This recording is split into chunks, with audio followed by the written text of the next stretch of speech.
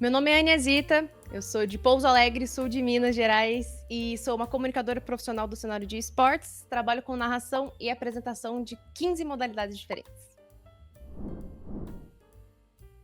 O trabalho do caster dentro dos jogos eletrônicos, ele é o contar das histórias, o contar das jogadas, o contar dos lances, independente do gênero que você vai estar trabalhando dentro do jogo, sempre é necessário trazer uma emoção para a transmissão.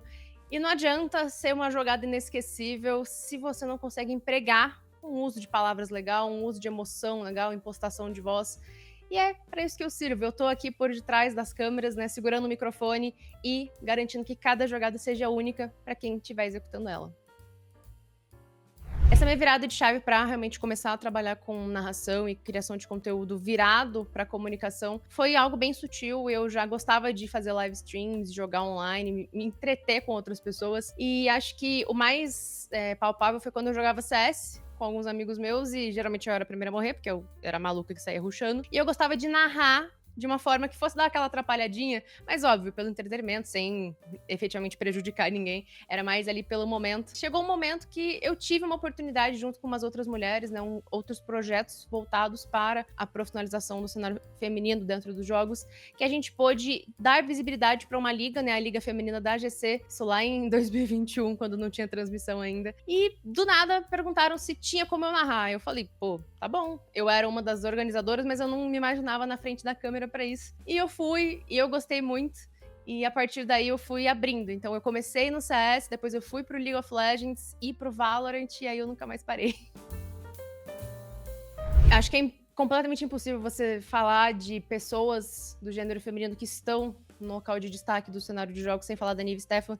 Ela é sensacional desde que eu me conheço por gente. E na parte de narração, quando eu comecei, a gente tinha já alguns exemplos. A gente tinha a Babi, a gente tinha também o espaço que a Fogueta estava conquistando. Acabou que dentro dessa transição de carreira para o lado de comunicação, eu tinha mais exemplos masculinos do que femininos, infelizmente. Mas, felizmente, de lá pra cá, isso mudou bastante. A melhor parte de tudo isso é que essas pessoas que eu me inspiro, hoje em dia eu posso chamar de colegas de trabalho, de amigas, e isso pra mim não tem preço. Tá, eu acho que o meu maior desafio foi realmente o fator de associação, porque eu tava terminando uma faculdade de Relações Internacionais e virei e falei pros meus pais que eu queria trabalhar com narração de jogos. Eles pensaram, nossa, mas você quer narrar como tem a narração do futebol, do vôlei?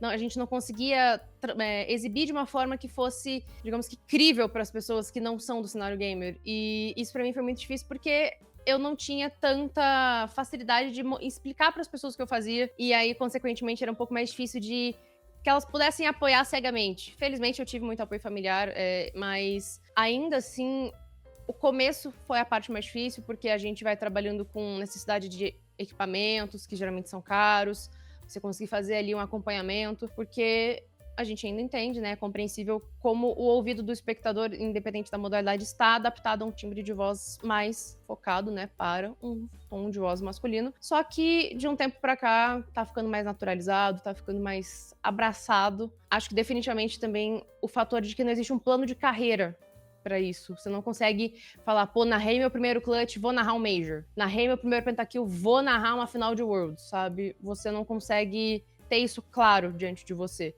Não são passos que naturalmente podem ser dados. E eu falo num local de muito privilégio, né? Mas com certeza eu passei por muita incerteza até chegar lá. Foi algo que pesava muito na minha mente, porque eu saía de um trabalho tradicional para tentar me aventurar num ramo que não tem um destino certo. Você pode chegar em vários lugares e ainda assim querer ir mais além. Tá, isso foi em meados de junho de 2021, quando eu tava fazendo um campeonato inclusivo de League of Legends. Na época a gente não chamava de cenário inclusivo, era só feminino mesmo. Era eu e mais uma menina que eu nunca tinha visto na minha vida, e a gente se conectou de uma forma muito única na transmissão. E a gente pôde realmente viver as jogadas de uma forma que eu saí assim com lágrima nos olhos, porque as jogadoras vieram da entrevista depois e elas agradeceram, elas falaram obrigada por ter narrado o meu lance. Eu falei, cara, como assim ela tá me agradecendo por fazer o que eu quero da minha vida, sabe? Por poder executar um trabalho que eu tô aqui estudando campeões, dando nome de habilidades, nomes de itens. e ela tá me agradecendo, sabe? Eu que tenho que agradecer ela pela jogada que ela fez. E a partir daí eu entendi que é muito mais do que só a glória de uma grande jogada. É sobre você contar as histórias que não são contadas. As histórias que não estão diante ali de um spotlight, efetivamente. Toda história merece ser contada quando se trata de um cenário de jogos, porque só aquela pessoa, só o jogador ou jogadora que colocou ela em prática, que sabe tudo que foi necessário para chegar até ali. Olha, eu falo até querendo chorar, já que... Mano, esse dia foi muito bom na minha vida. Ai. Tudo? Não, tá bom. Eu acho que o que eu mais amo é o começo de partida. Porque as possibilidades são infinitas. E aí eu vou te falar, pode ser o começo de uma série de League of Legends, uma série de CS, uma série de Valorant, uma partida de Fortnite, uma queda de Free Fire, o que quiser. Eu acho que o momento mais especial é o primeiro minuto, assim, o segundo que a partida começa. E eu acho que é o que eu mais gosto, porque a partir daí eu posso viver coisas indescritíveis. É inevitável você ter um pezinho em oratório, em conseguir realmente expressar os seus pensamentos da melhor forma. Um acompanhamento fonoaudiológico, essencial, inclusive minha fono é a dona da minha vida nesse momento. Depende muito do jogo que você vai escolher. Cada jogo tem o seu linguajar próprio, o seu kit de habilidades, kit de campeões, agentes, independente do nome. Você tem que ter muita clareza no que você vai estar se aprofundando, para você acabar não tendo confusão. Falo como uma pessoa que narrou Valorant e CS no mesmo dia, e como não entrei em parafuso, não sei dizer. Mas trabalhar com oratória, você conseguir também trabalhar muito da sua imagem pessoal, sabe? Você conseguir construir um local que seja acessível para sua comunidade, mas que também sabe impor alguns limites em relação à sua vida pessoal e conseguir separar isso sempre, eu acho que é bem importante. E sempre que possível você tentar ficar um pouquinho longe de qualquer disputa, qualquer polêmica nas redes sociais, o que não quer dizer que você tem que ficar isento de entrar em momentos importantes, de falar de assuntos importantes, porque você se torna uma pessoa que influencia, você se torna uma pessoa que traz opiniões importantes, que traz realmente voz para alguns assuntos que precisam ser falados. Então, saiba essa diferença. Tá, eu tô com 4 para 5 anos trabalhando nesse ramo. E em 2024, assim, eu acho que as duas maiores coisas que eu podia sonhar aconteceram, né? Eu narrei o Campeonato Brasileiro de League of Legends, depois de 12 anos de competitivo, finalmente uma mulher teve essa posição. Hoje, dia 29 de outubro, eu ainda sou indicada pro Prêmio Esportes Brasil na categoria de melhor caster. Acho que é algo que eu nunca imaginei, é algo que eu sempre sonhei, mas nunca imaginei que pudesse acontecer. E tão rápido, parece que foi ontem que eu comecei a narrar, mas não, já são mais de 300, quase 400 campeonatos que eu já narrei, diversos projetos em modalidades diferentes. Então, acho que para mim é isso, ter chegado num lugar que eu sempre almejei e hoje em dia tá sendo reconhecida por isso. Eu sinto que o espaço para as mulheres aqui dentro do nosso cenário de jogos e esportes brasileiro, ele tem passado por uma melhora muito grande. A gente, hoje em dia, não mais disputa entre outras mulheres, o que eu acho que no meu começo era algo muito mais frequente. Aquele questionamento de por que ela e não eu. Hoje em dia, somos nós duas juntas, sabe? Eu acho que é algo que dá uma perspectiva de muita esperança. Mas eu sinto que é necessário que a gente consiga deixar de lado ali alguns conflitos, sabe? Porque muitas das vezes uma palavra que você interpretou errado, que uma outra pessoa falou, vai acabar construindo, né, uma certa animosidade entre vocês duas. E é sempre assim, nunca envolve um homem, porque o cara não precisa se antecipar para poder estar diante ali de uma vaga que poderia ser de uma mulher, seja na narração, na apresentação, nos comentários, na análise, na reportagem. Com certeza a gente consegue chegar muito mais longe quando a gente entende que o objetivo ele é comum, sabe? Quando uma mulher vence, todas as outras que compartilham da mesma luta que ela também vencem. Eu carrego isso muito comigo e sei que dessa forma eu pude chegar muito mais longe, sabendo que eu não estava sozinha, sabendo que tinha outra mulher dividindo a bancada comigo. E se não era uma outra mulher, era um homem que entendia a importância da minha permanência ali, a importância da minha existência como pessoa que tá em foco, como pessoa que literalmente segura o microfone e comanda a transmissão.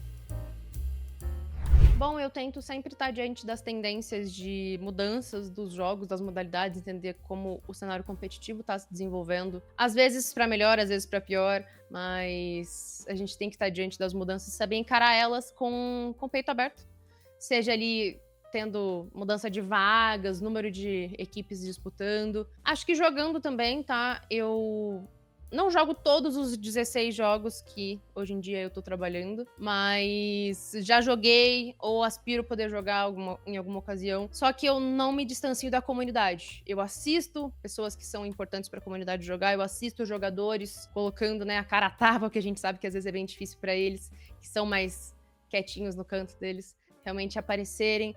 Então, eu realmente tento abraçar o jogo como um todo. Porque dessa forma a gente consegue, ao mesmo tempo, criar um vínculo maior, que eu acho que, pra mim, é a duplinha perfeita. É o jogo que você ama e o que você ama fazer. Então, dessa forma, eu consigo estar sempre evoluindo. Eu tenho muita convicção de que a minha transmissão, que acabou de acontecer, não é tão boa quanto a que vai acontecer. E não é uma autocrítica, é só que cada dia eu busco melhorar um pouquinho. É mais realmente para poder entregar sempre o melhor, independente do jogo, independente do torneio e independente da comunidade que está sendo representada pelo torneio.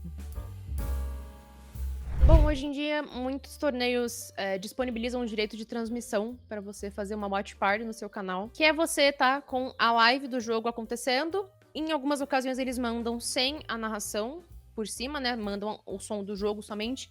E você pode treinar, pode dar o seu nome. E também lembrar que diversas campanhas também acontecem buscando essa visibilidade. Tem muitos e muitos projetos que valorizam isso. Revela Casters, né? Da Lágolas e da Fogueta é um grande exemplo. É um dos espaços que eu carrego com mais carinho no meu coração.